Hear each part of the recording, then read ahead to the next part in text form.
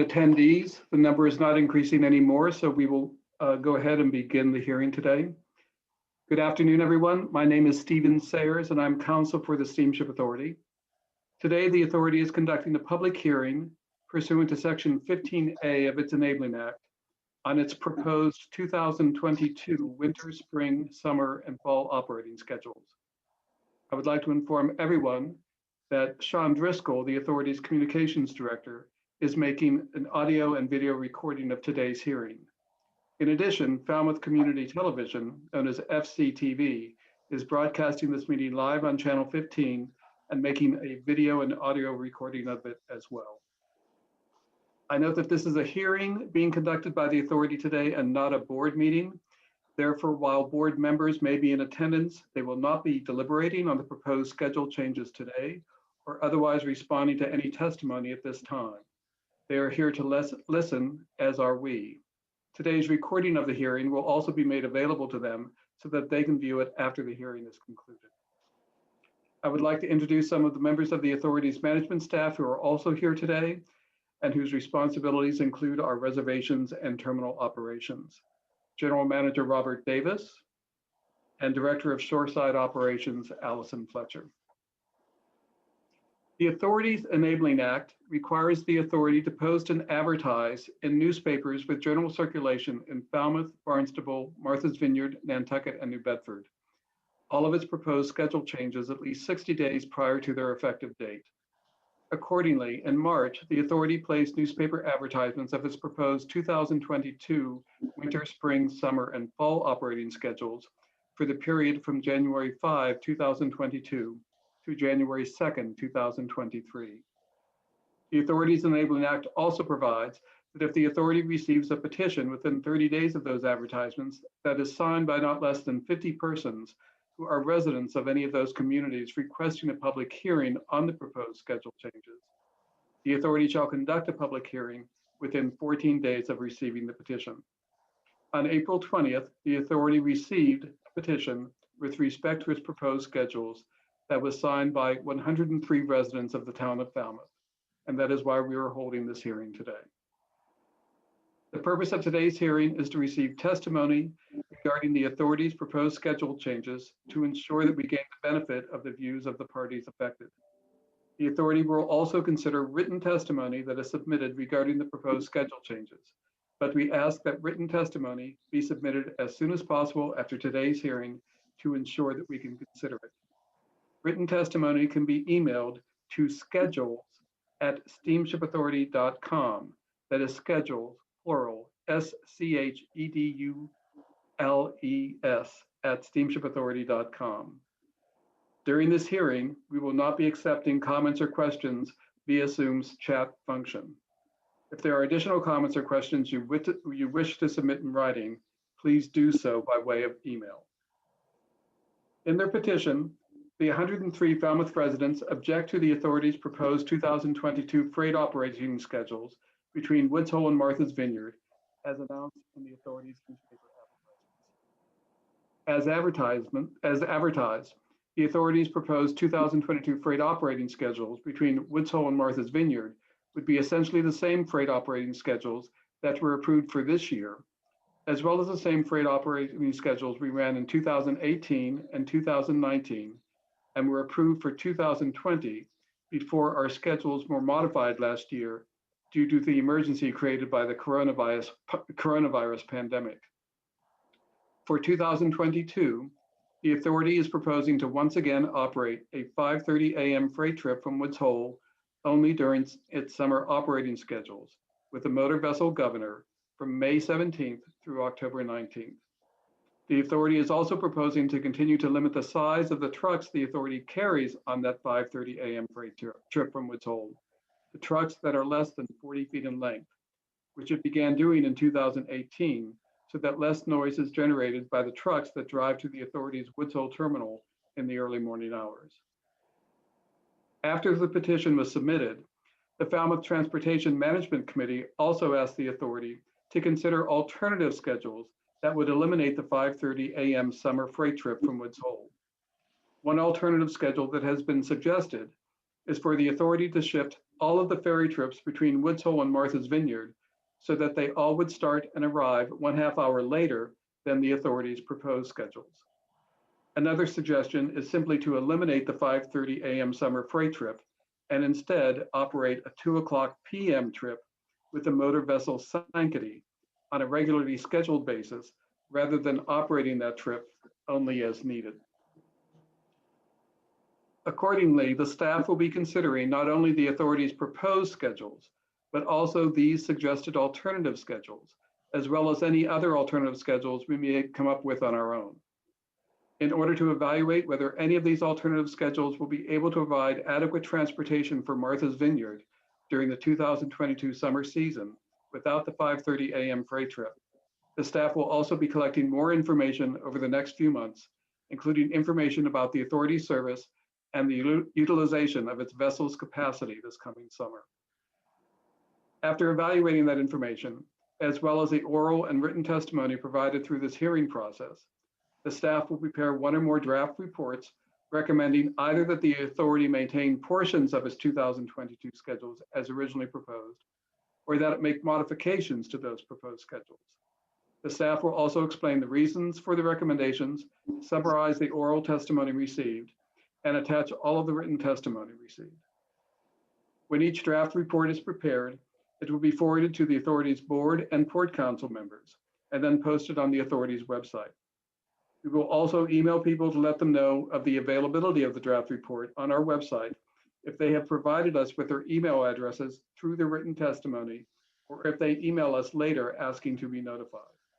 Those of you who would like to be notified of the availability of our draft reports should email your request to schedules@steamshipauthority.com.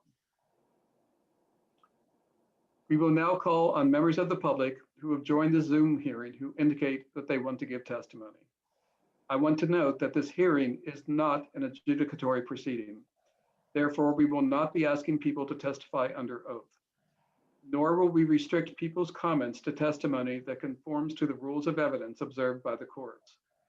Finally, I would ask those who testify to keep in mind that we would like everyone who wants to give testimony today to have a fair opportunity to testify.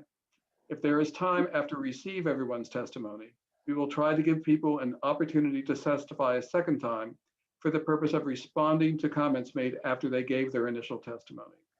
But in the event we don't have the time for those responses, we encourage all of you to submit written testimony as soon as possible after this hearing by emailing it again to schedules@steamshipauthority.com.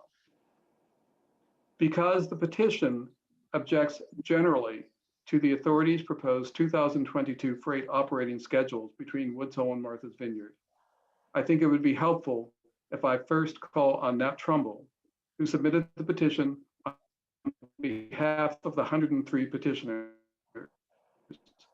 so that he can describe specific aspects of those proposed freight operating schedules to which the petitioners object.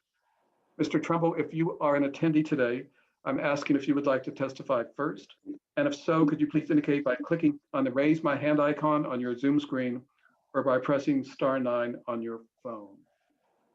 Yes, he has. So Sean, if you could bring Nat Trumbull over to testify, please. Will do.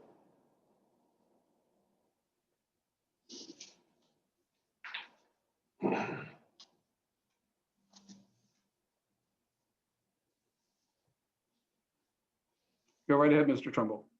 Steve or Sean, may I ask how many attendees there are? At the moment, there are 91. The petitioners have two requests for the Steamship Authority. First, we ask you to eliminate the 5:30 a.m.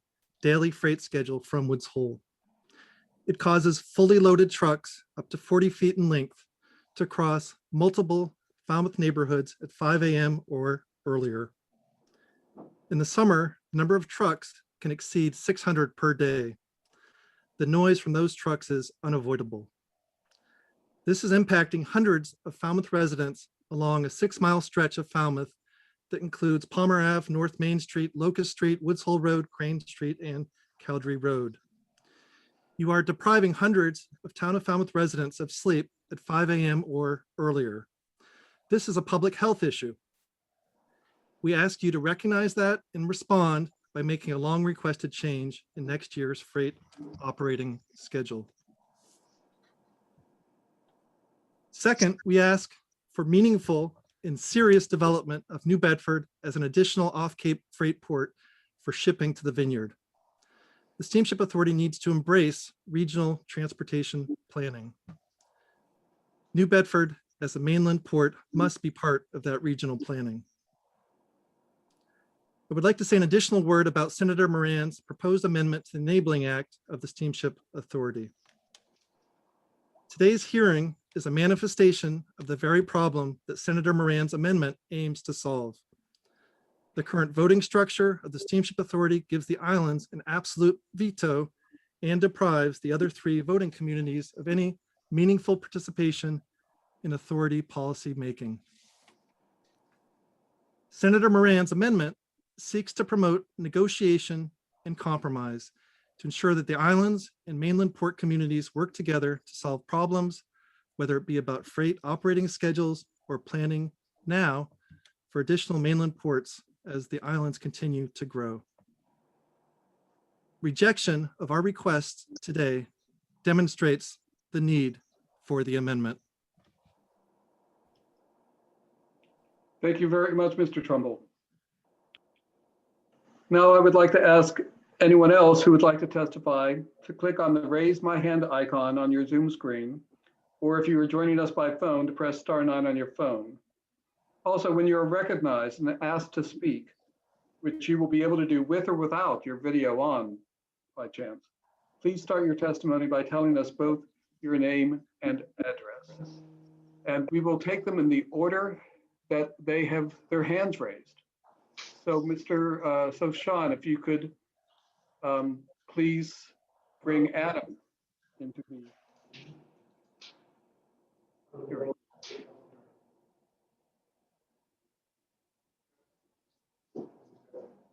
Adam, you're on mute. See, I'm just, I didn't see where my camera was, so let me Okay. just adjust my big head.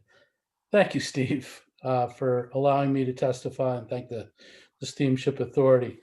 I'm not going to speak to all the issues that were just raised. I'm just going to speak to the five. Could you identify yourself? Adam Turner. I am the director of the Martha's Vineyard Commission, and I am not going to speak to a lot of the political things that were just raised. I'm just going to speak to the necessity of the 530 boat.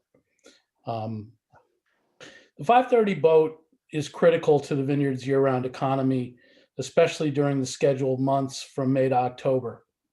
Retaining the early boat, the 530, for smaller trucks allows the Steamship Authority adequate space for the longer 18-foot trucks that go on the 6 o'clock boat. The reason that it's really critical is there's just enough time to travel to the Vineyard to do their destinations and unload before the morning congestion begins within the downtown business districts. Again, that's the real reason, is these trucks have a couple of hours to make their deliveries and to do what they need to do before there's a lot of traffic, and it just takes them hours and hours to get through traffic to make their deliveries. The truck using the boats needs to get their deliveries prior to traffic picking up, which occurs after 8 a.m. daily during the summer and portions of the spring and fall, reducing traffic congestion on the Vineyard Town's narrow streets and downtown areas during the summer. Permits suppliers to get on and off the island before the traffic builds. Can I share my screen? Is that possible? We have confirmed that you should be able to share your screen during this time. I won't take very long, but I do want to just show you a couple of things that can you see that? Yes. And I can submit them. You can see from the graph that about 7 a.m. to about 7 p.m., and I have several slides in different portions of the island, the graphs are all the same, and it basically shows that by 8 o'clock in the morning during the summer, these are July last year, which was a pandemic year, but it can show that basically we have huge traffic problems right after roughly 7 a.m. So to put these boats on, put this traffic on boats that go later, especially a 2 o'clock boat, I mean, that's makes no sense. Then they're just going to get stuck. And I'll go on to the rest of my testimony. Thank you for that. Let me just get back to my notes. Thank you. So it's really important that we get them in and out. Why is it important? Because basically they have to supply the goods and services to the island, especially food stores, restaurants, other locations who frequently restock every day. Basically they go through their perishables almost every day. Allowing the retailers to unload, stock, and prepare for each day's inventory is important to the economic viability of these businesses. And again, I'm just providing facts that there is 1,319 business establishments that with an average monthly employment of 9,068 that roll in the retail business. There's 191 retail businesses, 15 grocery stores, 13 food stores, 9 beer and wine stores, the rest restaurants, 52 clothing and accessory stores. And I also had ones there. 15 building material supplies and landscaping supplies. Most of our development occurs in the summer. 109 food services and drinking places, and 99 restaurants. It's also important to note that that there's people that work on the island that live in Falmouth or live in other places on the Cape, and they also take that boat. So in conclusion, the boat is, I would like to see, one number is, he said 600 trucks. How many trucks are really on that boat? 600 trucks during the day, but that doesn't, account for how many are on that boat. And I would also note that we're open to discussion, and have always been. My staff, Steve, has been attending your meetings, and Vineyard commissioners have been attending the long range. So we are taking this seriously. Like I said, our commissioners attend your long range. My staff attends your short range. So any help I can give you, I will. Thank you for the time. Thank you, Mr. Turner. Just to let people know, there are maybe 10 to 15 people who have raised their hands. The next one is Deborah Siegel. And after that, just so they can prepare themselves, is Damian Kuffler and then Eugenie Kuffler.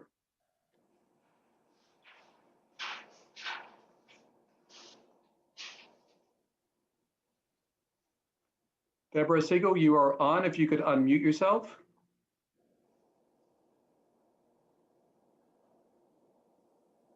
Ms. Siegel, could you unmute yourself?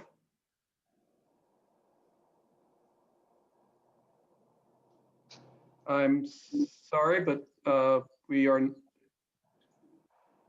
not unmuting yourself. So we may have to put you back in the queue. Feel like an auctioneer, going once, going twice. Sean, I'm sorry, but if you could put her back in the queue. Oh, wait. Oh no. Hang on, I'll get her back. Okay.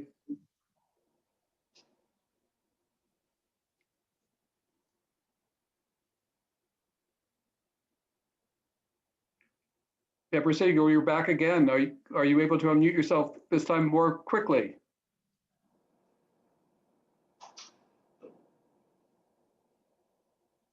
Maybe that was just a function of you putting her back in the queue. Yeah, I'm not sure. Well, she'll have some opportunity later. You could put her back in the queue and take Damian Kuffler. Yeah, I'll leave Deborah up there. If she comes in, then you can fit her in after Damian. That's a better solution.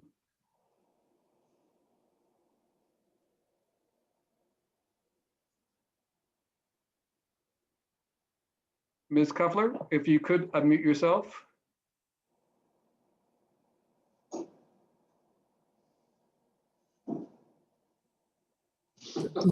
Okay, can you hear me? Thank you very much. I have 4 interconnected points, starting with the 30 boat. Wait, could you provide your address as well? Yes, my apologies. Damian Kufler, 49 Gosnold Road, Woods Hole. Thank you. I have 4 interconnected points, starting with the 5:30 boat run, which is not a lifeline boat run. People from the Vineyard and Nantucket claim that the SSA, the Steamship Authority, is a lifeline. However, their definition of lifeline is not well defined or defined at all. Therefore, the concept of a lifeline has evolved into an ever-increasing demand for more boat service. We've even heard that the Steamship Authority has stated that it'll eventually probably move to 24/7-hour operations due to continued growth, because it's presently running at full capacity. The Steamship Authority claims it needs the 5:30 boat to deliver essential materials such as medicines and food. However, most of the boats on the early boat are carrying not such materials, but rather building supplies and other non-time sensitive or essential materials. The 5:30 boat run has never been adequately justified, in spite of what we just heard from the Martha's Vineyard Commissioner. In addition, the Steamship Authority stated when it initially proposed the 5:30 boat run that it would be disconnected if it was creating problems for the communities, which it has been, and yet the Steamship Authority has not discontinued that. That was a promise of the Steamship Authority at the time it originally proposed the run. Thus, it is clear to me, at least, that the services provided by the Steamship Authority are aimed at taking care of the desires predominantly of the island developers rather than serving as a lifeline for essential materials.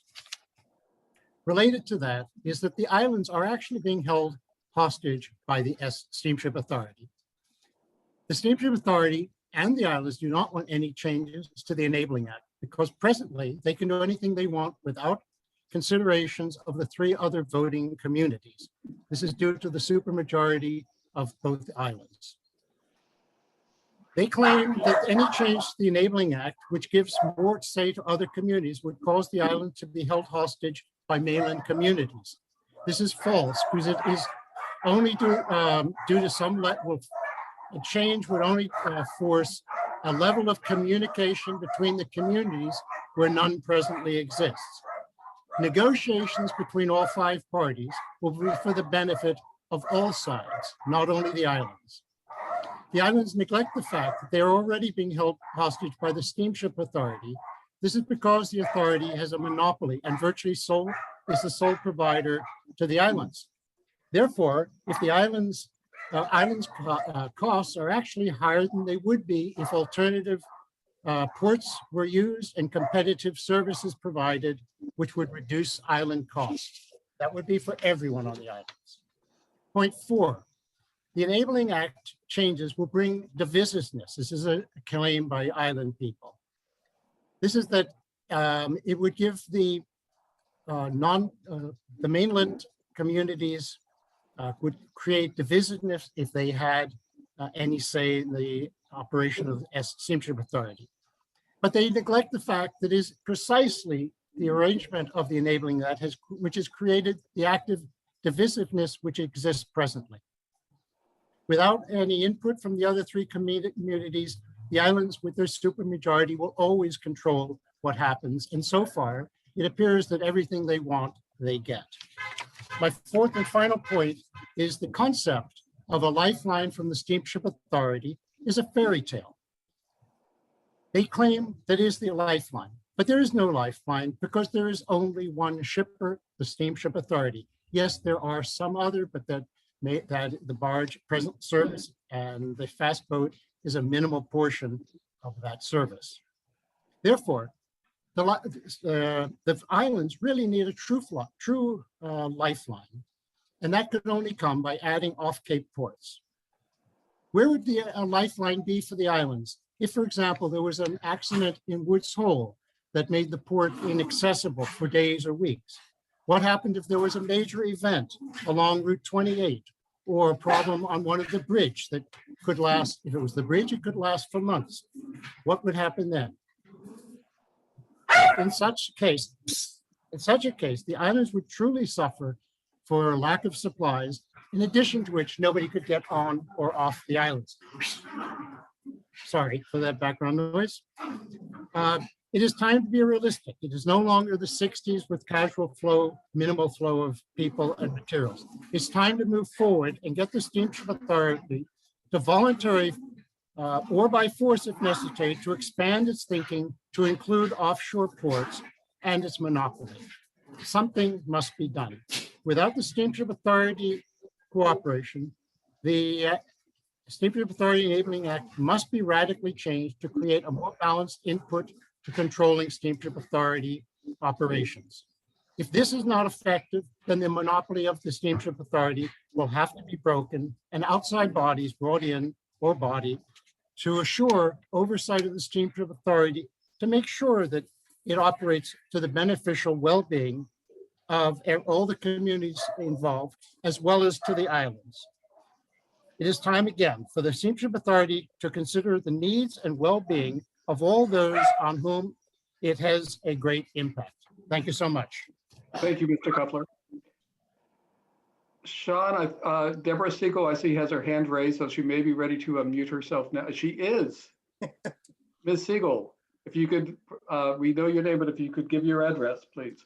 Yes, my address is 50 Friends Way. I live in West Falmouth between Route 28 and Route 28A, and I apologize for the previous confusion. Falmouth residents do understand the ramifications for the Vineyard residents of canceling the 5:30 a.m. ferry. But rhetoric that attempts to demonize Falmouth residents for wanting a good night's sleep without any attempt to engage in meaningful discussion or compromise is irresponsible. In closing, I offer one hard, cold fact to clarify that this problem affects more than the Woods Hole residents who are blamed for complaining about early morning noise. Within the boundaries of the Bournetown line to the north, Wishing Moon Hill, where Route 28 goes from 4 to 2 lanes in the south, Route 28A to the west, and Route 28 to the east, there are more than 900 homes. So that is more than 900 people who are being awakened between 4:30 and 5 a.m. when our windows are open in the summer. Thank you for allowing me to give this testimony. Thank you, Ms. Siegel. The next one is Eugenie Kuffler, and then Suzanne Kuffler is after her.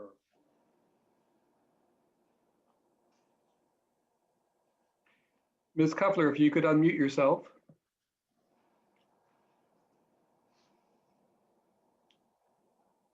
Thank you. Hi. Good evening to everyone. I wish to express my support for Senator Moran's proposed amendment to the Enabling Act.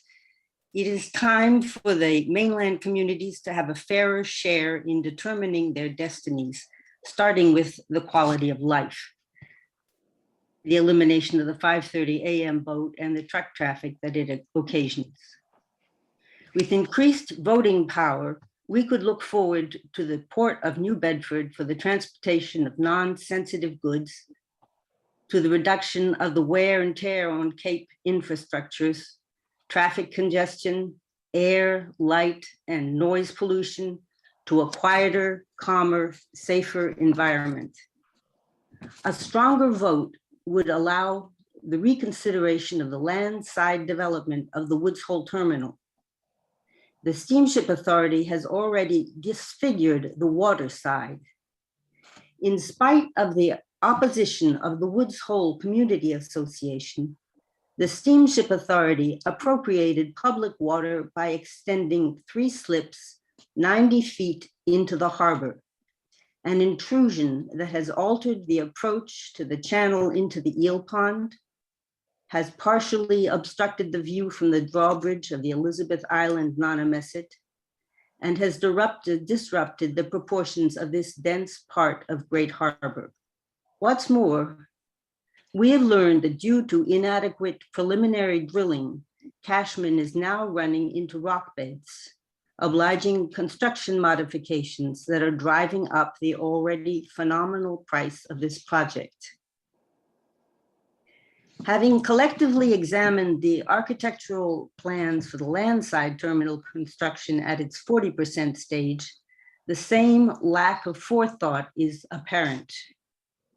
The plans blur essential considerations such as the boundaries of the site and the impact of its elevation, on top of which would sit the oversized ticket office. The plans do not propose rational traffic circulation, pick up and drop off points.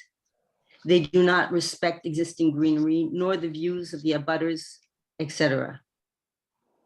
The Steamship Authority is trying to jam too much into too little space and is not planning for future growth on the Cape and Islands. I am, however, grateful for the space allotted to the waterfront park. The restoration of this zone will help us restore the character of the historic corner of the village, over which trucks exiting from the third slip are currently rumbling. The community awaits timely responses to the list of questions they have submitted concerning this reconstruction. With increased voting power, we of the port towns can hope for a say in a situation with which we will be living for the rest of our lives. So that's more about the construction, but it has to do with the way the Steamship Authority is running its operation. Thank you very much. Good night. Thank you, Ms. Kuffler. The next person is Suzanne Kuffler. And just so people know, there are 11 people who have their hands raised in the queue. So you know that, give a sense of how long it will be. After Suzanne Kuffler, it's Pam Stark. So Ms. Kuffler, I see you've already unmuted yourself. Thank Yep, you. found it. Okay, I have a brief written statement. My name is Suzanne Kuffler and I live in Woods Hole on Gosnold Road. I agree with some of the earlier comments and we'll try to reframe the Enabling Act slightly differently. I'd like to see the Steamship Authority broaden its accountability to Falmouth, Woods Hole, and Bourne by taking seriously the quality of life clause in the Enabling Act as a strong part of its mission. Since the Steamship Authority is engaged in delivering of goods and services to the island, I find it a compelling approach to the Enabling Act to see the Steamship Authority delivering important goods and services to the mainland with the same commitment as to the islands. Reasonable parties on the mainland and on the islands can see this improvement as a fair and just approach. In this process, a well thought out balance of business at all levels and services at all levels is needed. I find the present structure way too out of balance. Progress on implementing a fairer version of the Enabling Act is needed. For example, a good or better night's sleep is a commodity that the Steamship Authority could deliver to Falmouth, Bourne, and Woods Hole by shifting its scheduling to accommodate a later freight boat. Community life is being affected with Woods Hole disproportionately. However, a 5:30 freight trip lacks fairness under the Enabling Act. Reimagining scheduling may seem hard for a lot of entities, but not as hard as persistent sleep deprivation. It's time for a change. Another quality of life element is downsizing the operation in Woods Hole, also under the clause of quality of life. Since continually rising truck and auto emissions at the Steamship Authority site reduces the health resilience of humans and plants. This imposition is not a fair bargain for anyone or a responsible bargain for the region and the state. The present growth rate, real and projected, is not sustainable on this side. These two issues and others underlie the 18 topics and many related questions that were acknowledged by management on April 7th. The April 20th board meeting contained information that the next proposed community discussion would be in the fall at the 90% stage of planning. Since residents are interested in influencing planning for their reasonable and fair benefit, It would be helpful for the questions to be answered and returned to us well before the fall. The community would be under the quality of life clause benefit from further discussion to make sure their adjustments requests are represented. The community requests both the answers and another meeting well before the 90% phase. I would like to close by personally supporting the Moran proposal. The amendment does not provide veto power, but rather a better sense of the Enabling Act's relation to all the Commonwealth members. Thank you. Thank you, Ms. Kuffler. Next is Pam Stark, and after that is someone with the first name, I assume, of Ellie. And we have 10 people in the. Ms. Stark, if you could unmute yourself. Thank you. Okay, I'm not seeing, hello? Hello. This is frustrating. I'm not seeing the camera icon, so. You have to hover it around it, I think. Yeah, well, your I'll just, yeah, I'll just speak without being visible because it's not popping up. So I'm sorry I combed my hair for this.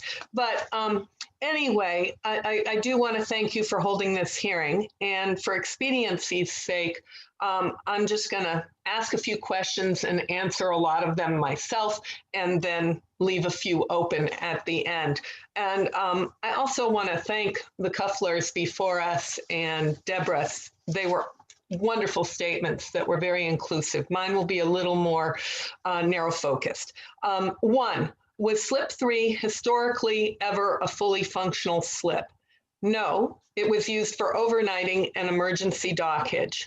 2, did the Steamship Authority insist that the pier renovation was not being driven by growth and that slip number 3 needed its capacity increased so that they could maintain 2 functioning slips at all times during the renovation? 3, yes, the answer to that was yes, sorry. 3, how will the piers be used this summer? The Steamship Authority is now saying all 3 slips are needed to be fully functional this summer. This means 2 or more vessels could be loading and unloading concurrently, a practice that was initiated a few summers ago with 2 vessels with 2 fully functional piers. How does going from 2 fully functional piers to 3 fully functional piers not illustrate growth? This I can't answer. The unbridled arrogance, excuse me, Steamship Authority, of the Steamship Authority in the face of this reality of growth and its negative health and environmental impacts is to threaten 24/7 operations in hopes of quelling any discussion. As stated in the Steamship Authority's Enabling Act, the Steamship Authority exists for the benefit of all the people of the Commonwealth. At what point will the people of Martha's Vineyard and Falmouth demand that the Steamship Authority think out of its constricted box of forcing the ever-increasing traffic burden through the limited port of Woods Hole? Will it be when the oversized ode to an architect's ego of a terminal building is completed and the cost overruns for the entire port facility renovations are placed squarely on the shoulders of island traffic rate increases and possible special assessments for both the islands and the hosting shoreside ports? Or will it be when a catastrophic accident happens on Falmouth roads that are not adequate to the load and speeds testing them daily from the Steamship Authority? Or finally, will it be when an emergency or disaster between Woods Hole and the Lifeline Canal bridges halts all ferry service to the Vineyard? I leave you with these unanswered questions. Thank you. Additionally, hold on one second, please, because Wallace has asked me to read a statement from him. So thank you for your forbearance. His title of his statement is, he would like the Steamship Authority to give democracy a chance. Port communities will be watching the State House response to Bill SD 1733, filed by Senator Susan Moran, mainly due to the existing statutory scheme of the Steamship Authority governance. Cape-wide community issues of traffic, noise, and air quality have not been addressed. Larger vessels and increased scheduling of Steamship Authority trips have outstripped facilities to the extent that the Steamship Authority governance may be deemed to have crossed a legal threshold of nuisance, creating unsafe, unhealthy, and unwelcome conditions that currently impact the very communities it is responsible for serving. If earlier on in the Steamship Authority planning processes, there had been more democratic governance, we might not be having this hearing today. And a clarification, and there have been a few, of SD 1733 it follows. SD 1733 does not propose a change in individual voting percentages or financial apportionment of deficits. The practical change is the requirement of a minimum of 3 votes out of 5 towns to achieve a majority decision on any given board motion or policy concern. It is incumbent on all stakeholders to support the passage of SD 1733 and to give democracy a chance going forward. That's it. Thank you. Thank you, Ms. Stark. For the record, Oh, I'm sorry. Yes, your Pamela, address? Pamela Stark, 9 Little Harbor Road, Woods Thank you Hole. very much. Thank you. All right, the next person in the queue is Ellie, and after Ellie, it's Jonathan Goldman. And Ellie, if you could unmute yourself. Hi, Thank you. everybody. I have a very short, simple question. Can you hear me? Could you identify yourself first and give your? Oh, yes, sorry. Ellie Armstrong from 57 Millfield Street in Woods Hole, Massachusetts, 02543. Thank you. And my question is, considering how very expensive these new docks are and how much trouble the Steamship Authority is causing, would it be better to build a bridge and just completely eliminate the ferries?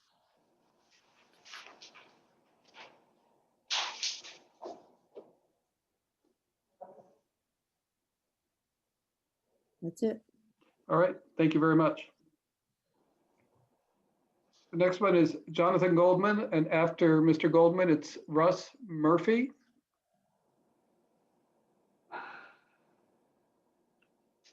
Mr. Goldman, if you could unmute yourself. Yep. Thank you. I don't know why the video isn't working. Oh, here. Okay. All right. I want to thank all the people who have just spoken. If you could also give us your address as well. Jonathan Goldman, Sydney Street, Woods Hole. Thank you very much. Everybody who has spoken has been extremely articulate. Everybody who has spoken has basically repeated what we have talked about for a long time.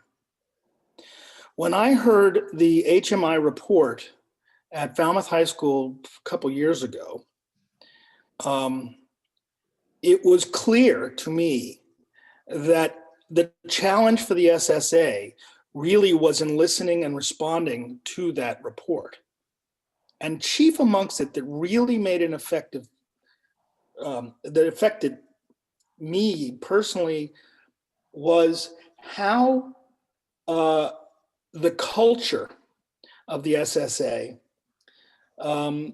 functions or doesn't function in a community relations way. Now, I understand this meeting is primarily for the discussion of the 530 boat. But I think indicative of the larger problem here is the disregard of those basic elements that are enumerated in the Enabling Act, specifically having to do with quality of life issues.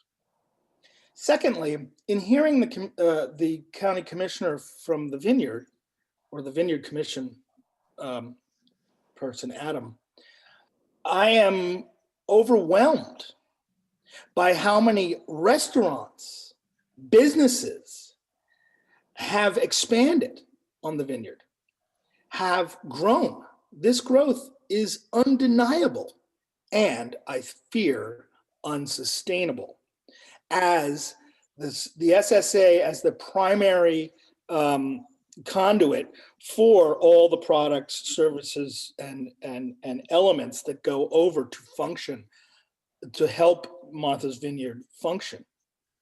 And it becomes, in retrospect, that you never really did grok the idea or understand the ideas put forward by the HMI.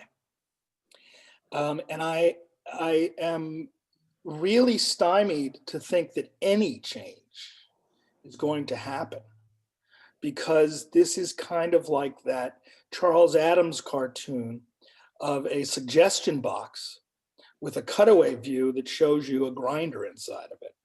So you put your suggestion in and it gets ground up. So it's fine if ostensibly you are listening, but the bottom line is, this is an issue that I raised at that meeting at Falmouth High School, and it's about trust. And the trust is really, really thin. There is a chance over that period of time called the pandemic where we could reevaluate essential needs, services, etc. But the Vineyard, according to Adam, I'm sorry, but I didn't get his last name. Adam Turner. Adam Turner, thank you. Is an example of extreme overabundance, and that's remarkable. It works if you are in Manhattan, but I don't see how it works on an island that wants to contain its growth, that doesn't want as much traffic as both sides have experienced, regardless of what time of day it is. Damien's point about the critical and essential lifeline products, they're going to come over at 5:30 in the morning, which is based on your determination of how trucking has to be ameliorated. And I think that's a huge problem, because not just those who are unevenly not given the time of day when it comes to their complaints. I mean, there were other meetings where we were in the basement on the first floor of the Falmouth Library when truckers showed up and would say things like, well, you knew what you were doing when you bought that house. You knew that it was on Woods Hole Road and that the sound was going to be a potential problem. Yeah, but that totally disregards as Ms. Siegel said, the 900 residents, houses, of which there's probably at least 3 or 4 people in them, which makes it a very large number of people who will be disturbed or have been disturbed. And how we change that, how we become more civil to each other, is in these concessions.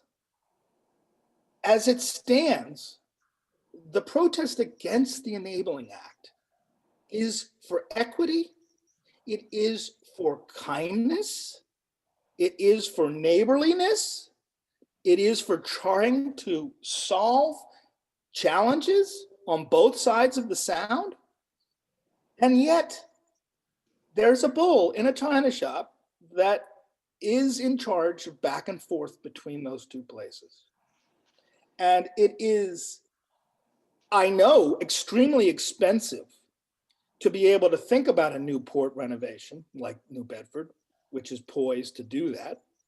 But the reality is, with new infrastructure monies coming, both to be able to build a faster and bigger bridge or bridges, that will bring more people more easily, I don't see how a law cobbled together probably in the late 50s so that it happens in 1960 originally, isn't thinking now about 2050. I don't know who said that, but this is not a time to be thinking in those old terms.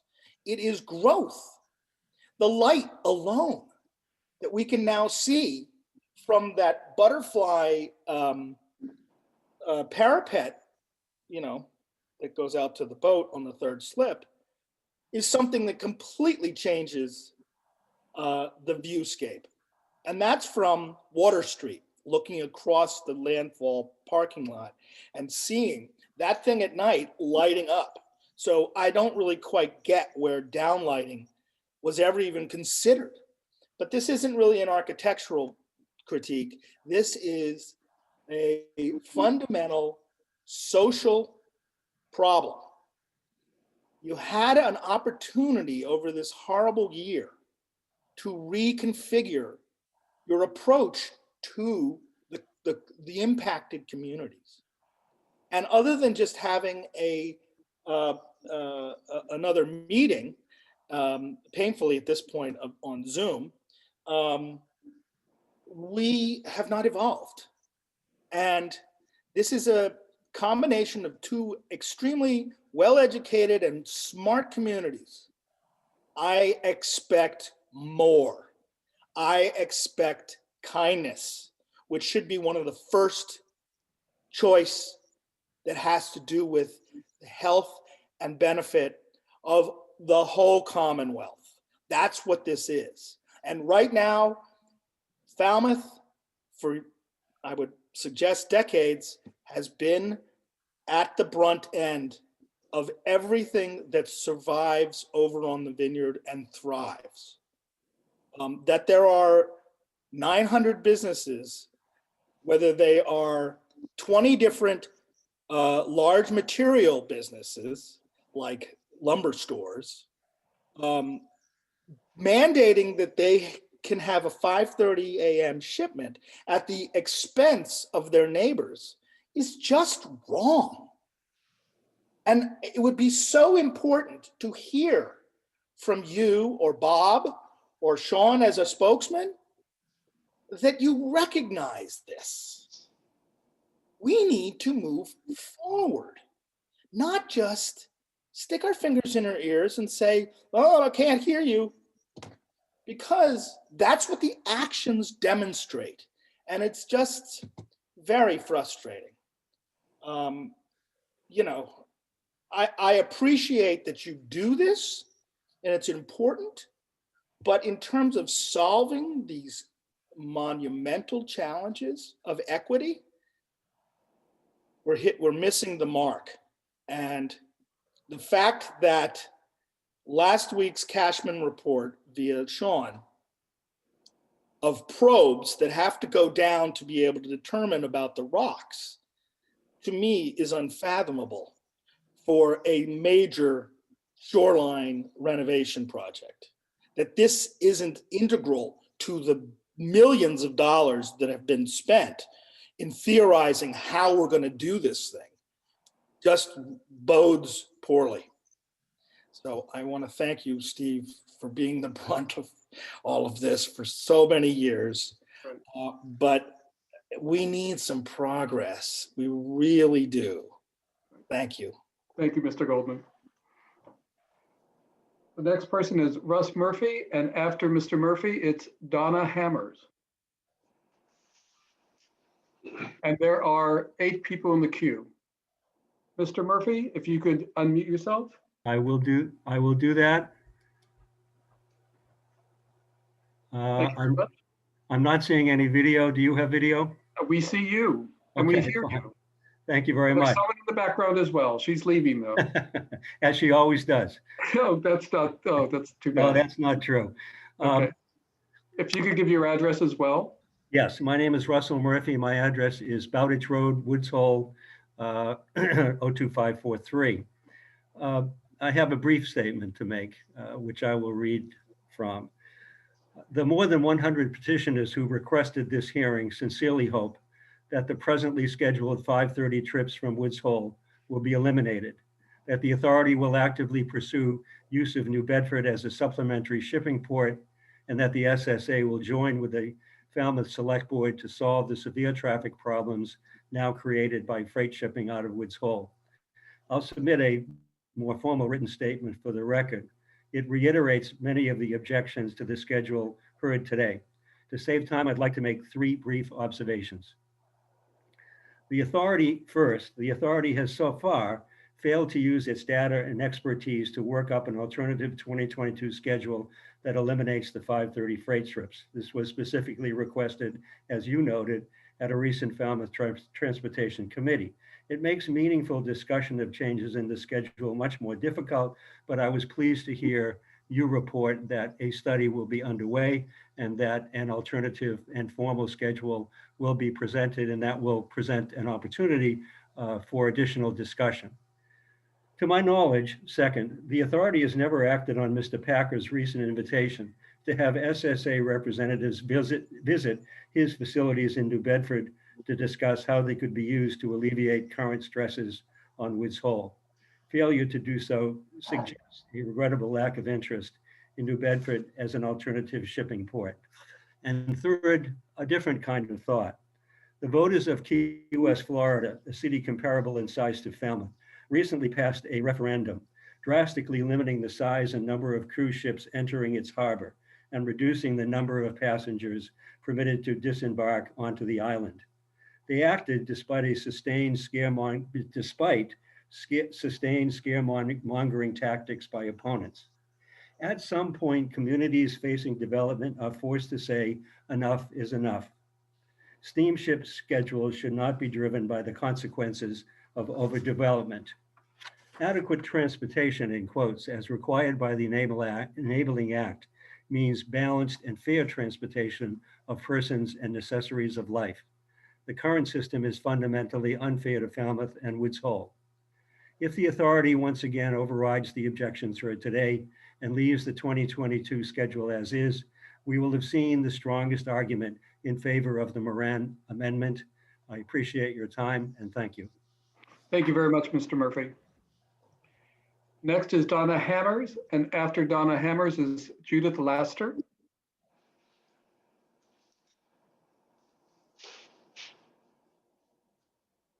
Hi, can you hear me? Barely, it's very soft. Okay, hello. Can you hear me now? Barely. You're very soft. If you could somehow turn up your volume. How's that? Is that better? That's a little bit better. Okay. First of all, I'm Donna Hammers, 326 Woods Hole Road, and I want to thank you for listening. And I'm a musician and I listen deeply to the earth. And noise pollution is a real thing, and it adds to stress levels in people, plants, and animals. And also I'm totally agree with what everyone else has said that's really concerned about this. And I support Susan Moran's bill. Woods Hole is a magical, precious place, and it's an extremely important place for the balance of the whole world, where people are studying about the oceans and the atmosphere to save ourselves from global warming and sea level rise. And we need to preserve Woods Hole, and we need to take care of Woods Hole and the people who live there. The animals are endangered with these trucks flying through here. Just this week, I saw coyotes, there's deer, there's wild turkeys. They cross Woods Hole all the time. They could cause accidents. If there ever was an accident with one of these highly flammable trucks whipping around that corner down by the gas station, I see them in the morning when I go to work at the bakery on an icy morning. That could cause such toxic death to so many people, and the water.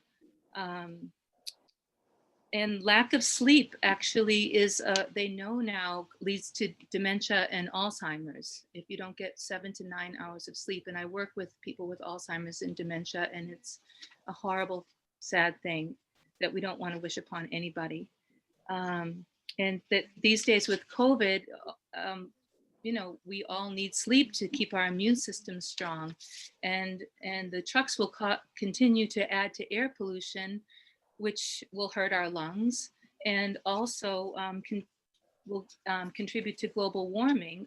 And we need to, it's totally irresponsible. It's time for change. Like Jonathan was saying, it's time to think outside the box and to think about the next generations. I dare you to really, really do something different.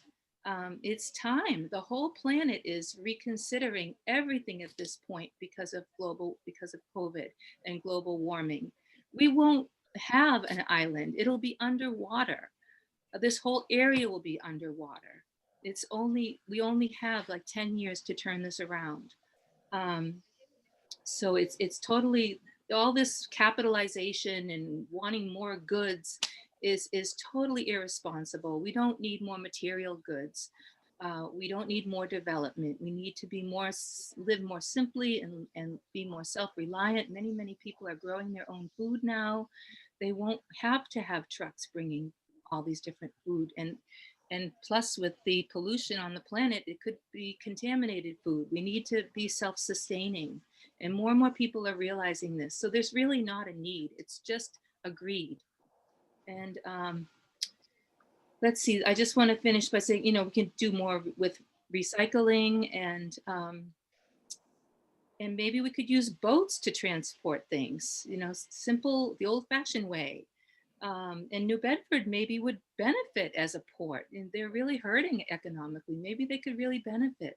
So let's really create something different that will really help the planet and the people. Thank you. All right, thank you, Ms. Hammers.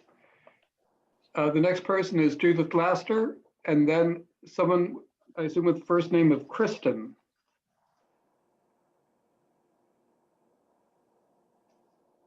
Ms. Laster, if you could unmute yourself. Yes, thank you. Yep, thank you. Judy Laster, Woods Hole.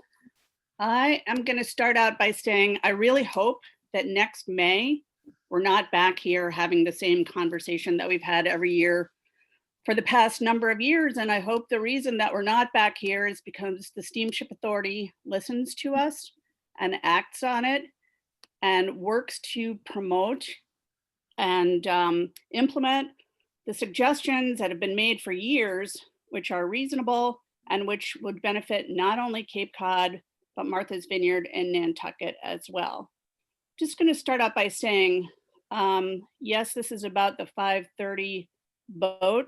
Last year, you managed to eliminate the 530 boat. Martha's Vineyard went on. Martha's Vineyard was able to be accessed with the goods and services that they needed. So that should serve as a starting point for this discussion. But what I'd like to do initially is go back to May 27th of 2019, when there was an op-ed in, of all places, the Boston Globe, showing that this is not just a Woods Hole issue. It's a regional, a Massachusetts and greater than Massachusetts issue.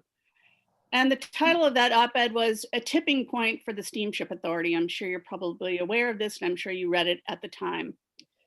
But it starts out by saying, should Massachusetts replace the Enabling Act that 60 years ago gave birth to the Woods Hole, Martha's Vineyard, and Nantucket Steamship Authority? The organization was created by the state in 1960 as a quasi-independent authority to provide adequate transportation of persons and necessaries of life between the mainland and the islands. Times have changed, but the Steamship Authority has not. This is not me saying this. Again, I'm quoting from the Boston Globe. But the Steamship Authority has not, with dire outcomes. In the spring of 2018, the SSA experienced 3 blackouts, a grounding, and a number of critical IT system outages, according to a report released in December 2018 by HMS Consulting, a consulting group hired by the Steamship Authority. These events led to an erosion in public confidence and raised questions about the Steamship Authority's vessel maintenance practices, fleet rotations, public communications, and other aspects of its operations.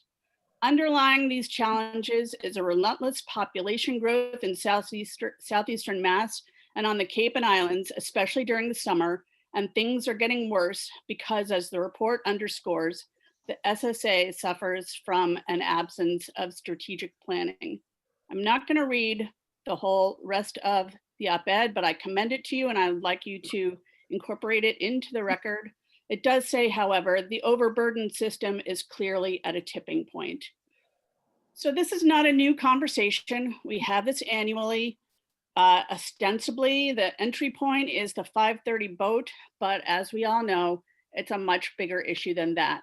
I think Jonathan stated a lot of the things that I was going to say, but I will just say a few things before I finish up. One, the representative from the Vineyard actually made the arguments for us. The things that they care about over there in terms of getting served by the trucking that they need are the same things that we need over here. And the traffic created by people speeding down Woods Hole Road, passing in really unsafe places, creating what we call here no left turn season, make it so that it has a deleterious economic effect on those of us who have businesses in the Woods Hole Village. As a person who is in that situation, I know for a fact every year people say that they don't want to come to Woods Hole because of the traffic and the parking. That would not be the case if we were able to create logical solutions that are in part that would stemming from problems created by the steamship traffic. I know you guys tried years ago, you bought lots more land on the Cape. Somehow the traffic to Woods Hole does not get reduced. The same things that the Vineyard cares about are what we care about. And in addition, the gentleman said that, their service people come over. Yes, they park in Woods Hole. Their cars and trucks sit here all day. They get ticket after ticket. And the ticket prices in Woods Hole were raised this year because the chief said that they need to do something about Vineyard parkers, long-term parking. That's not a good solution when people are more willing to just pay for the parking tickets than they are to try and find a solution because they need to get to work on the Vineyard. And that is something that should be something the Vineyard would want to be working on with us. Senator Moran's legislation is certainly not the first effort and certainly not the first amendment to the Enabling Act of the Steamship Authority, as I'm sure you well know. Legislation should not be considered an outrage. It is what we do in this world. We are a democracy. We are trying to create a more democratic process for us to deliberate. And if Senator Moran's legislation is the only way that that's going to happen, then we have to support it. I can't understand why the people on the Vineyard or Nantucket would be concerned about creating a more democratic decision-making or situation for us to deliberate things under, not for us, for you, for your governing board. Theoretically, your governing board should be able to do what is in the best interest of all communities. Planning for the future it's not something that you can sweep under the rug. Your consultants gave you a report. I have no idea how much of that has been implemented, but I would like to request that you again share the updates of what you have implemented from the strategic planning that they recommended that you do. I have not seen any of that.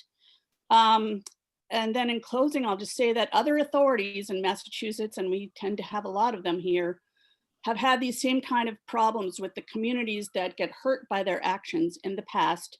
And ultimately they're forced to change, whether it's through litigation or legislation. I think we are actually giving you the opportunity to do the right thing.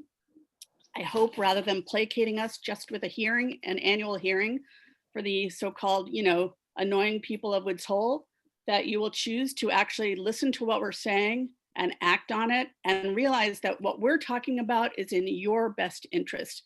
We are spending a lot of our time and energy and giving that to you as the Steamship Authority freely.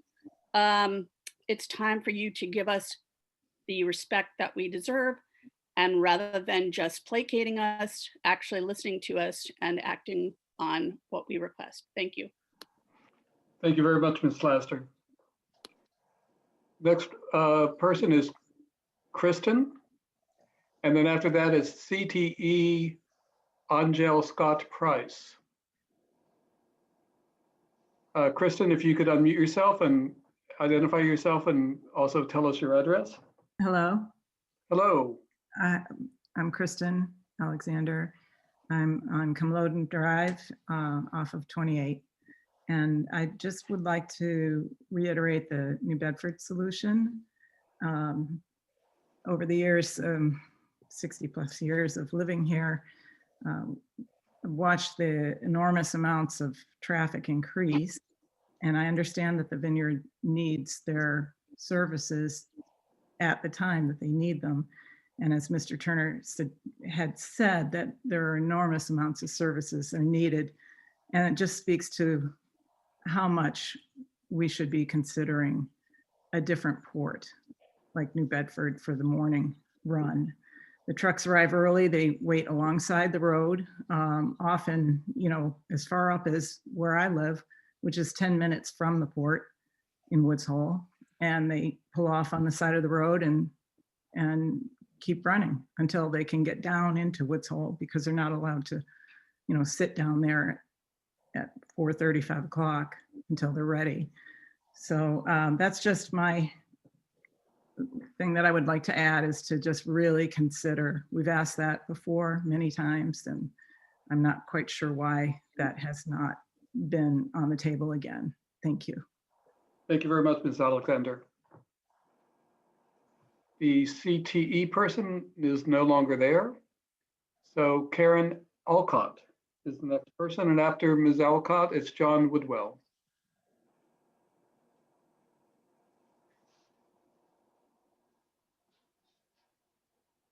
Ms. Alcott, if you could, thank you very much. Yes, hi. Hi. My name is Karen Alcott. I live on Fay Road in Woods Hole. I've been a resident of Woods Hole my entire life. A lot has been said already today, but I just want to chime in on a couple points. The hearing is about the 5:30 boat. I want to object to the 5:30 boat. It seems unnecessary, and as you've heard from many eloquent people, the impact is not just Woods Hole and Woods Hole Road and brakes and diesel fumes and noise and rumbling. It affects not just Woods Hole, it affects Falmouth, it affects people up to Bourne. It's really a regional problem. And what I've heard a lot today is, you know, suggest that this is just one episode of a long-standing issue about how communities solve problems. And, you know, I grew up in Woods Hole, have always loved the Steamship Authority, have been to Martha's Vineyard many, many times over my lives, and I love the area.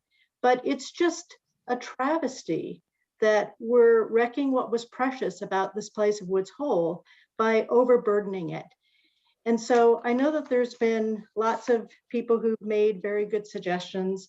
I do support looking at New Bedford and moving freight traffic over there and, you know, hitting the supply needs that are needed by the Vineyard in a more sort of resilient way. I think you've heard a lot of people saying that this lifeline sort of argument is really kind of looking at it the wrong way. We're all trying to work it out, but stuffing something through a small pipe in Woods Hole is just not the way to handle it.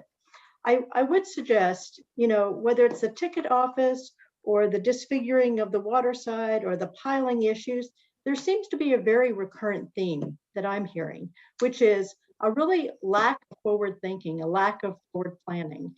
And it's like, it's kind of incredulous, the laundry list of things that you hear that are objections, that are sort of fallout debris from some of the actions that the steamship has taken. And so my question is really, where is the long-term planning? Where is the regional planning? Why are we having to constantly bring up a barrage of line by line issues and issues and issues, and not like be more in the 21st century? The Enabling Act is over 60 years old. You know, it's time for a refresh. There's more than 5,000 people on the Vineyard these days. There's up to 100,000 in the summer. And I really think that we should be using technology. We should be using, you know, smart cloud operations with sort of planning. A lot of, if Amazon can go deliver all these packages all over to enable everyone's life, then why aren't we being smarter in the way that we're looking at logistics and preserving this special place that we have? So I really encourage you to Have a long-term plan, be public about it, be responsive. There's no answers to these 18 questions that the public has submitted to you. How is that at all reasonable?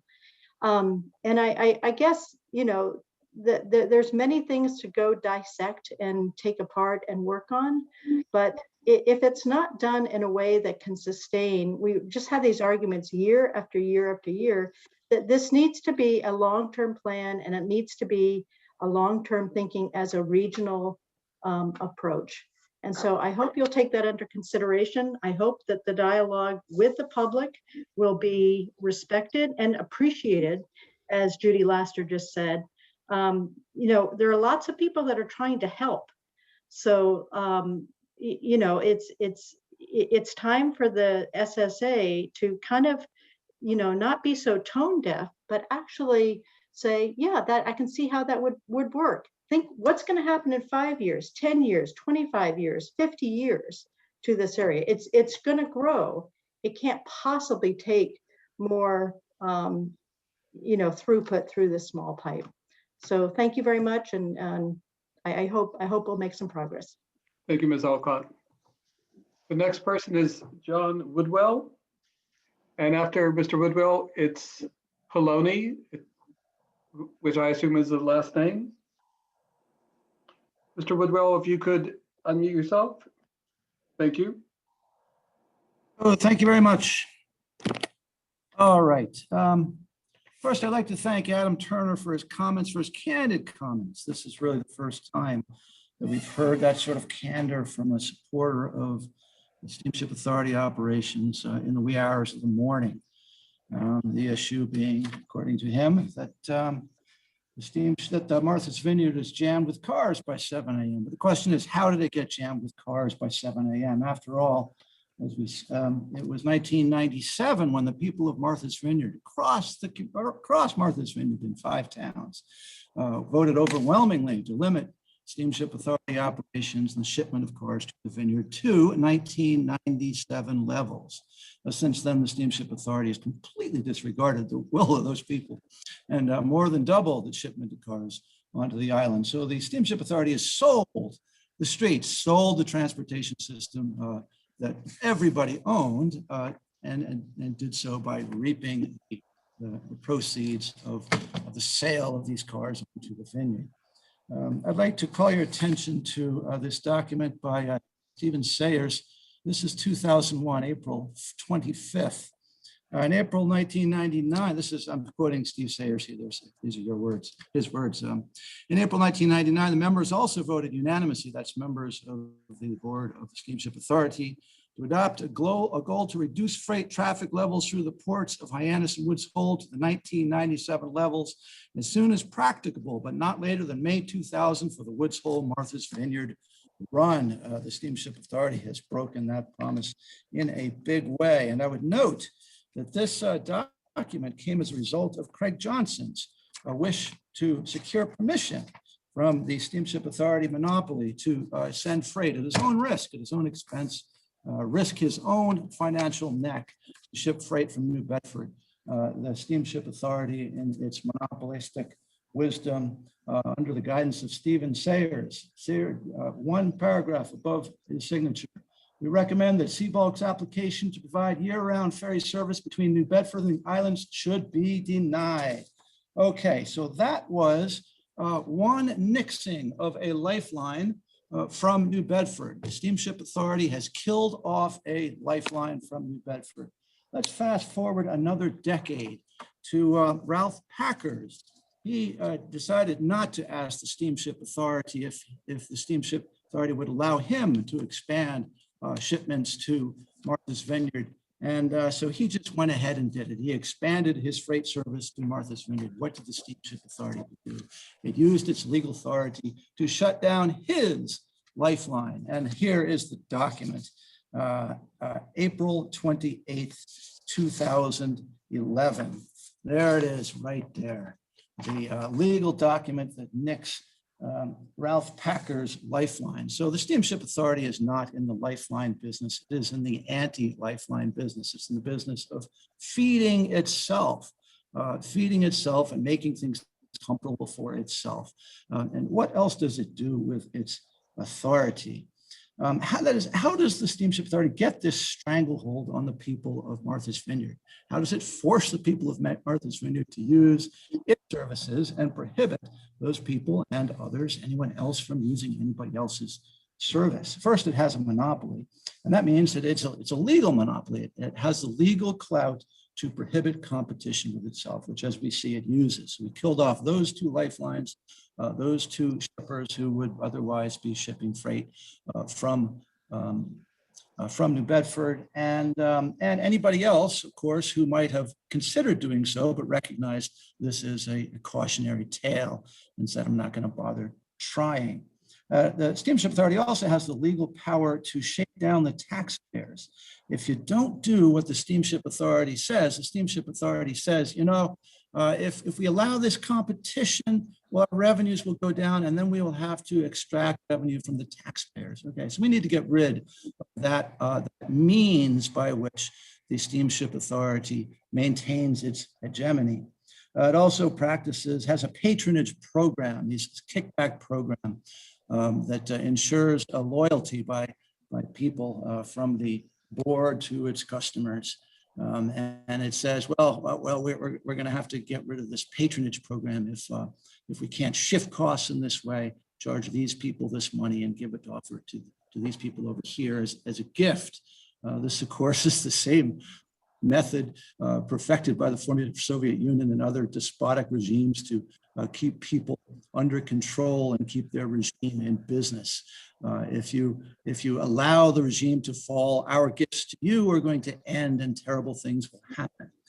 This is, as Stephen Sayers has recently said, a quote, scary situation, unquote. And he has also suggested that this is the people of Martha's Vineyard and Nantucket, quote, a matter of life and death, unquote. No, it is not. It is a matter of the Steamship Authority keeping itself fully in control. This is, of course, the so-called lifeline that left thousands upon thousands of people stranded on both sides of Martha's Vineyard. The Steamship Authority, the anti-lifeline. This is why we are looking for a legislative solution, because the Steamship Authority is certainly not going to repair itself. Thank you very much. Thank you, Mr. Woodwell. And the next person is Poloni. I don't know if it's a man or a woman. If you could unmute yourself.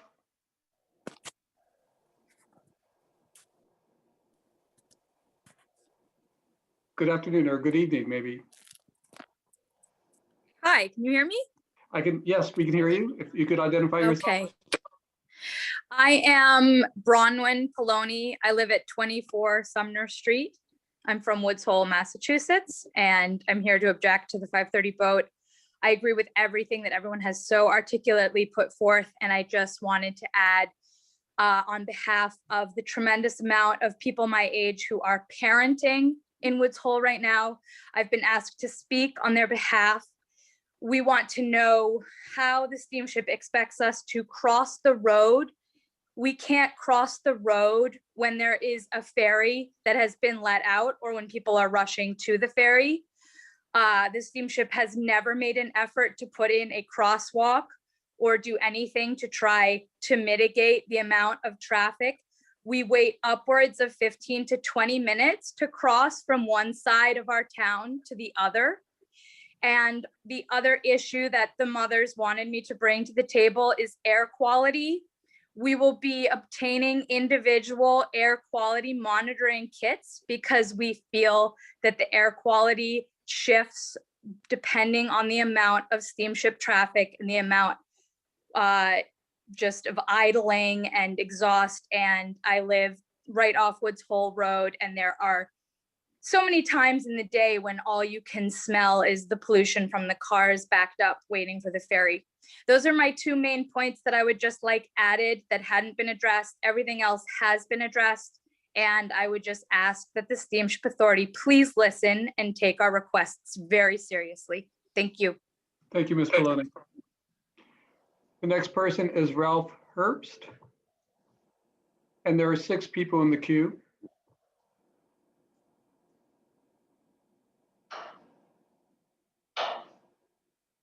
Mr. Herbst, if you could unmute yourself.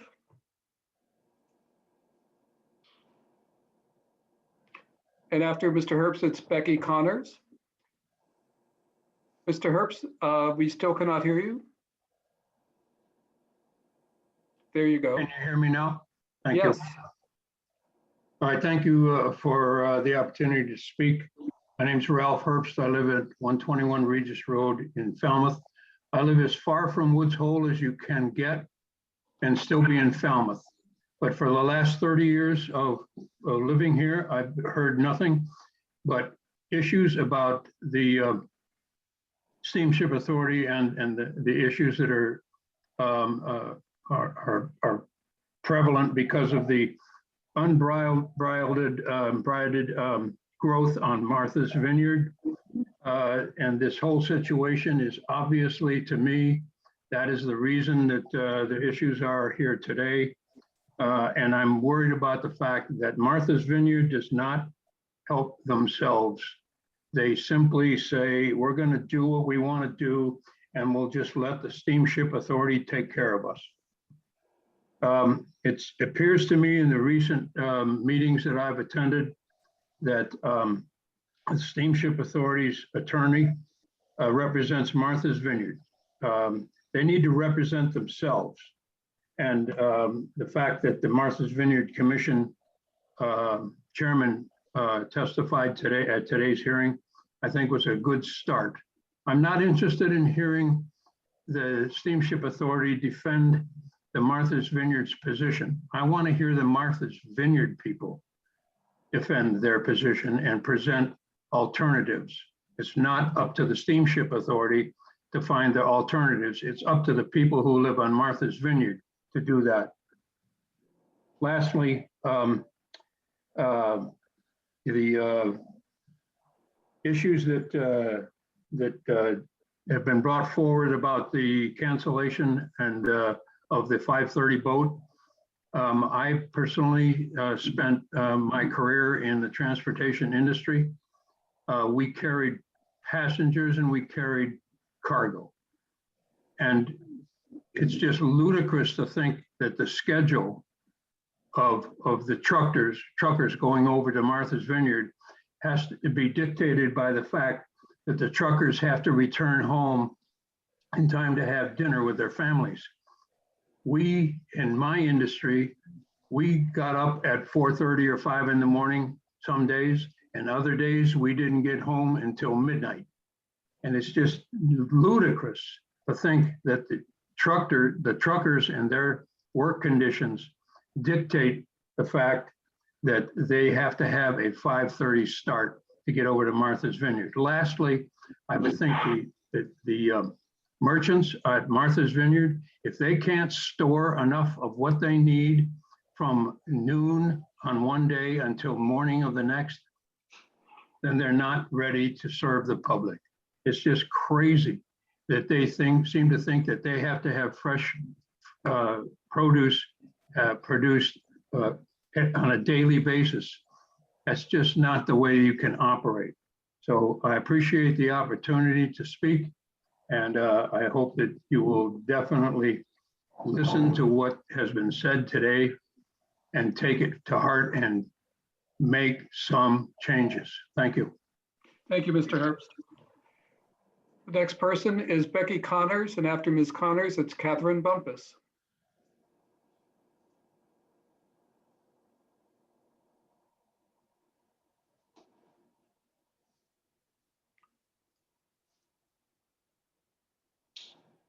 There we go. Ms. Connors, if you could unmute yourself. Absolutely. Sorry about that. Thank you very much. Becky Connors. I reside at 540 Woods Hole Road, and I manage the property called the Sands of Time at 549 Woods Hole Road, which is a hotel. I speak on behalf of both the people that live on Woods Hole Road and the people that join me in my hotel, saying that the 530 boat, the traffic has become or continues to be quite a problem as a business and a human living on the road. Now, I understand Adam Turner had a great point that boats, that early boat is important for the livelihood of people over there. I think it's time to think about New Bedford, as many of my people who came before me said. And one thing I wanted to point out is when I was young, we had the Nantucket ferry come out of Woods Hole here, and the steamship reimagined it and moved the operation of that Nantucket ferry. You have just frozen. I'm asking you to do the same. Okay, sorry, but You're freezing every now and then. I don't know whether you Okay. can get closer to your internet. I will try and do that. So anyway, I'm asking that the Steamship Authority do change the way that they think about it. Right now, I'm as close to the Wi-Fi as I can now. So my point was, when I was younger, we had the Nantucket ferry here in Woods Hole, and we changed the way that we ran that business. The business shifted into Hyannis for business reasons. And I'm asking, again, along with a number of my neighbors and Falmouth people, to make a serious consideration for the New Bedford port. Maybe it's just for those early morning runs, and that would take care of Adam's needs to get that traffic down there. But there does need to be a shift. You cannot do this funnel into Woods Hole and expect it to continue to grow at the rate that it's going to grow. The island is reaching all-time highs, and it's not going to stop. So we need to come up with alternative solutions so that people can walk across the street without taking their life in their own hands, and get a good night's sleep in Woods Hole, and get the services to the people that need them on the vineyard. So I'm just reiterating what's been said before, but wanted to put the voice in as a business owner as well. Thank you very much, Ms. Connors. Thank you. The next person is Catherine Bumpus, and then Jeff Crystal.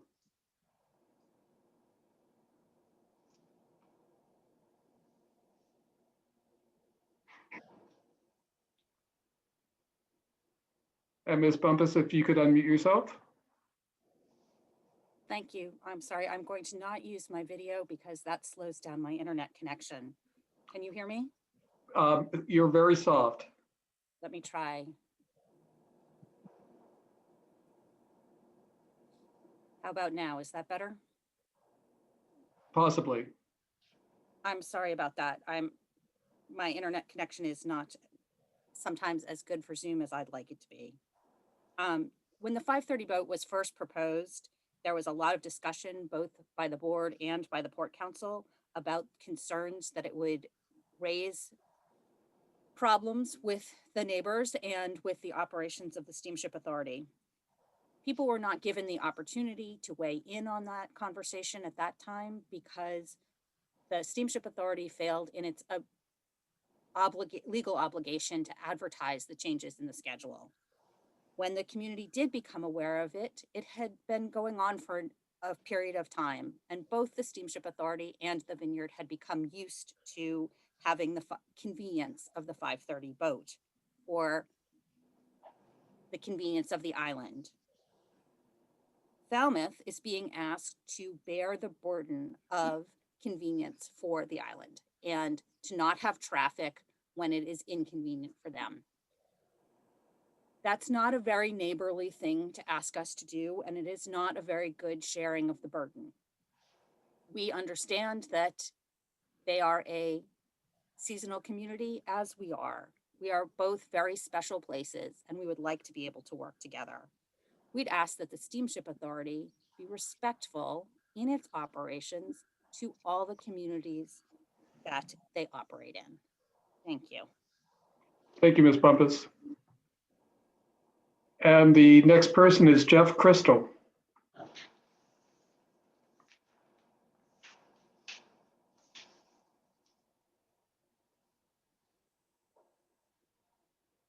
Mr. Crystal, yes, thank you for unmuting yourself. Sure, thank you.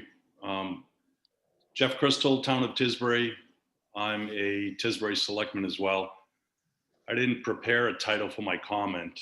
If I did, it would have been something along the lines of steamship is our lifeline.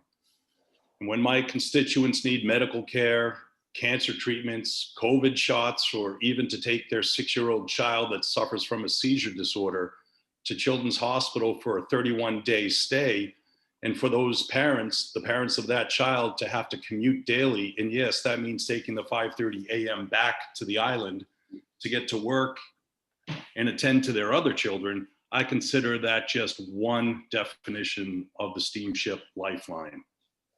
Mr. Sayers, board members, Mr. Davis, thank you for the opportunity to speak today. I think the last time I had this opportunity, we were at the Falmouth High School. As you know, and we've heard today, that this discussion has been ongoing for years. In this past year, we finally, I feel we made some progress with forming and appointing members to 2 groups. One was, and I'm going to get the names wrong, I'm sorry, the Long Range Transportation Task Force, I believe, and the other was the Noise and Traffic Mitigation Working Group, I believe. And these 2 groups, by all accounts from reports that I've heard, have been making progress. Their work and desire to continue constructive dialogue reflects the island's acknowledgement of learning about the concerns in Woods Hole and our willingness to listen to them. And I heard earlier today, this is how we solve our differences, and I agree. We must, however, protect our island's interests, which are now being served by the scheduled 5:30 a.m. ferry. We are here to be part of that process which we started. We appeared to be moving along. Yet now there seems to be some people that wish to circumvent the discussions that we've been having within these working groups and move right to legislative action. We respectfully ask that the Steamship Board continues with the 5:30 a.m. ferry for the delivery of the goods, the services that are essential for our island. And we ask that these 2 working groups resume productive and honest discussions. Thank you. Thank you, Mr. Crystal. The next person is Robert Morris and then Jim Rogers.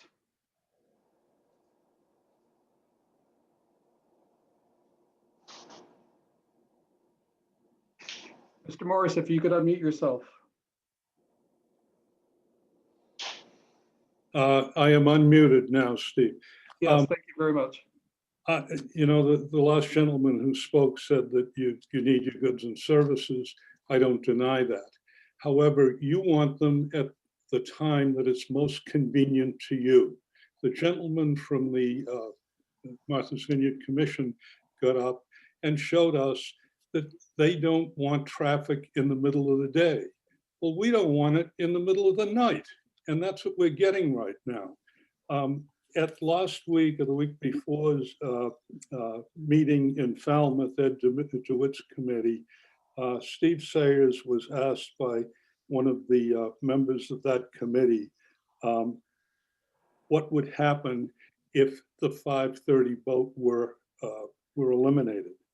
And here I'm quoting, Mr. Sayers said haulers would run into trouble getting back to their home base 100 miles or so from Woods Hole.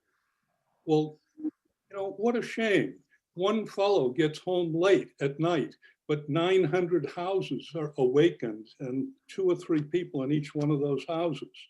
Mr. Sayers further said it also would put a strain on restaurants and businesses, which then have to deal with shipment during their busy hours.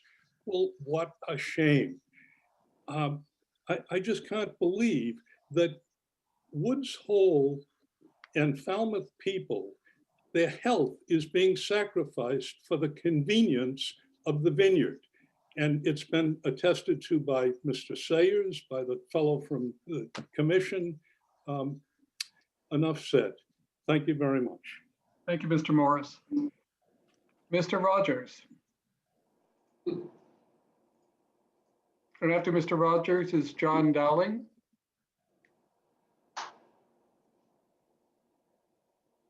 Mr. Rogers, if you could unmute yourself. Yeah. Thank you. Thank you. My name is Jim Rogers. I live on Winnie Lane in Tisbury. I'm currently the chair of the Tisbury Select Board. And I'm actually just drove on the 615 boat, so hopefully I don't lose you here. I just want to echo some of what my fellow board member Jeff Crystal said, that the working groups are highly important, and we were making progress with those working groups. I've lived on Martha's Vineyard all of my life. My father used to work for the Steamship Authority, and they used to come on New Bedford back in those days. It's not an easy solution. I've said that at the last public hearing that was had. It's not as easy as people think it is. Just all of a sudden come out of New Bedford. There's weather issues. There's cost issues. The amount of fuel that would cost the authority to run vessels all the way to New Bedford would be exorbitant. There's a lot of issues. It's not as simple as it seems. I'm very sympathetic to the concerns of the people on Woods Hole Road and the people in Falmouth in general. And I want to listen to those concerns, as Jeff said, and the working groups are planned to do just that. As far as a change in the enabling legislation, I think that would be, I'm totally opposed to that.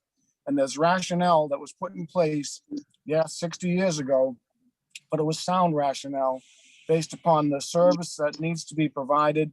And it's just not a good thing to change that enabling legislation. This hearing has covered a lot more than what I thought it was going to today. So I'd like, Mr. Say, I'd like to take you up on the opportunity. The Tisbury Select Board will submit a written statement that gives our response to a lot of the items that were discussed today. And I want to thank you for the opportunity of speaking. Thank you, Mr. Rogers. So now, because I've been handling this hearing, we have 3 people left in the queue, and I think that will call it for the evening, these 3 people. In the order that they have asked is John Dowling, who will be next. And then Adam Turner, I think, has asked to respond to some of the comments that have made. And the final testimony will be, again, Nat Trumbull, who started off, and I think he deserves to be the last person to speak as well. So, Mr. Dowling, if you could unmute yourself.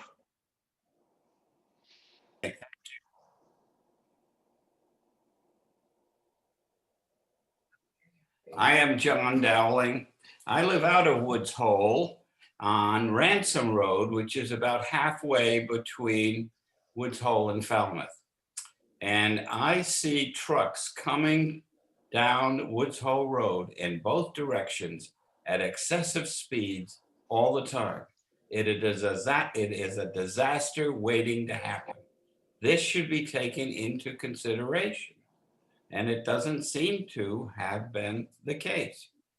So that's one of the issues that I think need to be dealt with. It's not simply noise in Woods Hole, but the danger that we are presently facing of the trucks coming along Woods Hole Road. I could give you some examples of what has been happening, but probably most of you know about that. And it seems to me from the conversation this evening that there is a need for a legislative change in the way the Steamship Authority is organized and its representation. And we will certainly work for that. We also live, in addition to Falmouth, in Boston, and we'll try to work with our legislature to get such a change underway. Our own view is that at least moving some of the traffic, particularly the freight traffic, to New Bedford makes an enormous amount of sense. So let me leave it at that. It's been a very long and interesting evening. Thank you. Thank you. Thank you, Mr. Dowling, and I assume Ms. Dowling as well. That's right. Thank Right. you so much. We're at 106 Ransom Road in Falmouth. Great. Thank you again. All right, the next person is Adam Turner, and he will be followed by Nat Trumbull again.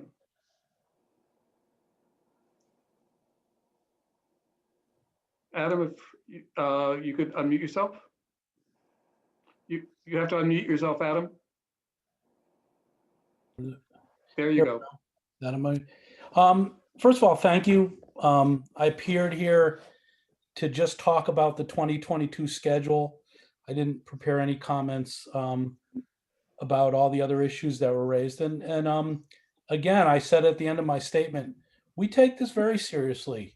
There's been a lot of criticism of the vineyard, but we've sent two of our previous presidents of the commission to be on the long range commission. We sent our traffic engineer, our traffic planner to be on the short range stuff. We take this stuff very, very seriously, and if there are alternatives, we definitely want to be part of the solution. We also are struggling with growth, and that's a conversation that the vineyard people are having, among our side over here. I definitely want to just say that. Finally, if there are alternatives to the 530 boat, which I haven't heard one, but if there were, that would give us what we sort of need, we would certainly be open to it. But you can't just keep saying New Bedford, New Bedford. New Bedford may be a solution, but that's not going to be next year. And that was all I commented on. We certainly will work hard with our neighbors in Woods Hole and Falmouth, always have. When we were asked to do these things, we joined. We didn't, put, staff. We basically assigned significant commissioners because we realize that, this is a long-term program that we need, and we're working towards it.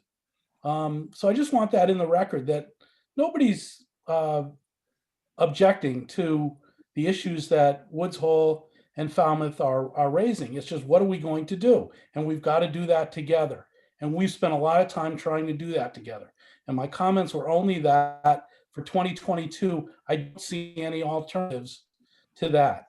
In the future, if there are alternatives, maybe we would look differently at the 530 boat. But right now, from the information that I had, this is what we recommend. But again, we're not skirting it. We're certainly not skirting the growth.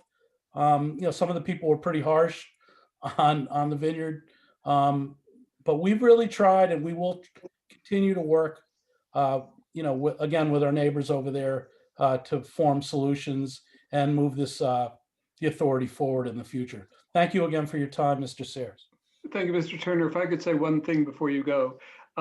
There have been two alternative schedules that have been suggested by the Falmouth Transportation Management Committee that we will be considering over the course of this process. Right.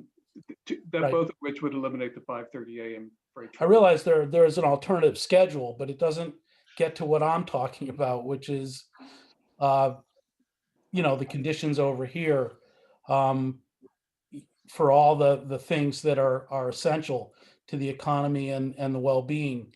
Again, if there were alternatives, for example, a different port or a different strategy to get building materials over here, maybe the volume would be different, and we could go away with the 530 boat. But I realize there's alternatives, it's just words. But I haven't seen any facts on how many trucks and other kinds of things. I tried to just offer the facts of what we've got over here and how it can be done. If the steamship can get all those things together and route all that traffic that's needed at this particular time and do it in a different way, we're certainly open to listening to it. Okay, we'll be analyzing that. And some more people have raised their hands, but if I could ask those people to submit their testimony in writing, and they have not raised their hands until now, and it's already almost 2 hours into the hearing, and I think it's appropriate for Mr. Trumbull to have the last word. He has his hands raised, and he will be the last person from whom we accept testimony in person. And everyone else, again, we encourage you to submit your testimony in writing, and do so by emailing it to schedules@steamshipauthority.com, or you could also mail a letter if you don't use email to Robert Davis, General Manager at the Steamship Authority at 228 Palmer Avenue in Falmouth, 02540. Mr. Trumbull. Thank you to all our previous speakers. The Steamship Authority is proposing for yet another year to be abusive to Falmouth residents with its operating freight schedule from Woods Hole. When the Steamship Authority relaunches its 5:30 freight schedule in 2 weeks from now to last until October 19th, Falmouth residents will be awoken at 5 a.m. or earlier on a daily basis. It's impossible not to wake up when a heavily loaded truck of up to 40 feet in length goes by one's home at 5 a.m. or earlier. Dozens and dozens, and as we've heard this evening, more likely hundreds of Falmouth residents and their families are being awoken. I consider this abusive. More broadly, I'd argue that the Steamship Authority's intensive scheduling of freight through Falmouth neighborhoods is also about the diesel soot and other emissions from up to 600 trucks a day that impact directly our neighborhoods and homes. This is as much about the health impacts of sleep deprivation as it is about the significant levels of emissions from diesel trucks that pass in close proximity to our neighbors, our families, and our children. As I've already said, we're asking you to eliminate the 5:30 a.m. daily freight schedule from Woods Hole. And because Mr. Turner asked, Falmouth Transportation Management Committee members have pointed to some very specific solutions, including running early afternoon trips. These are trips 235, 236 on a daily basis. Those trips are available according to the proposed 2022 schedule. They're now labeled unscheduled trips on Monday through Friday that are available to operate if needed. Another suggestion from the Falmouth Transportation Management Commission is that steamship simply move its whole schedule back by 30 minutes a day.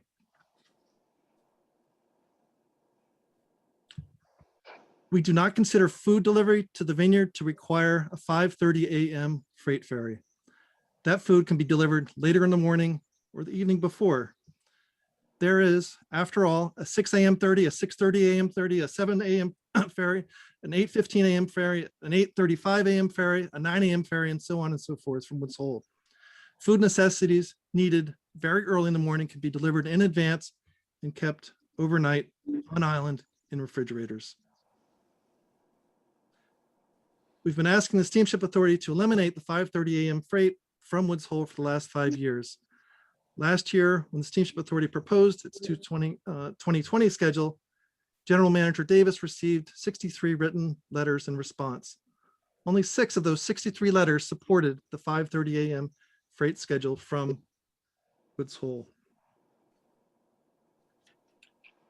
We've read and even heard this evening about the presumed additional cost that New Bedford Freight would incur on deliveries to the island.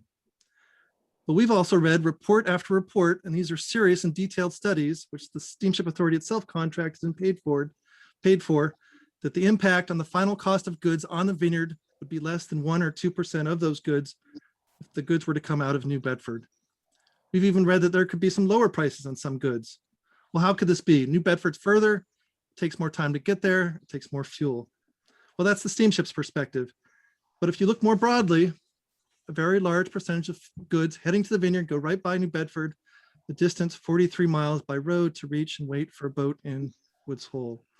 Those goods go up an aging bridge through rotaries, congested rotaries, and even now there's congestion, and down a 4-mile length of 2-lane road in Falmouth to reach Woods Hole. I asked Greg Carroll recently what he thought of the 2 summers of freight trips running from New Bedford exactly 20 years ago. He told me, and I don't think he'll mind my quoting him, it was great. You could send trucks there when there was no space in Woods Hole.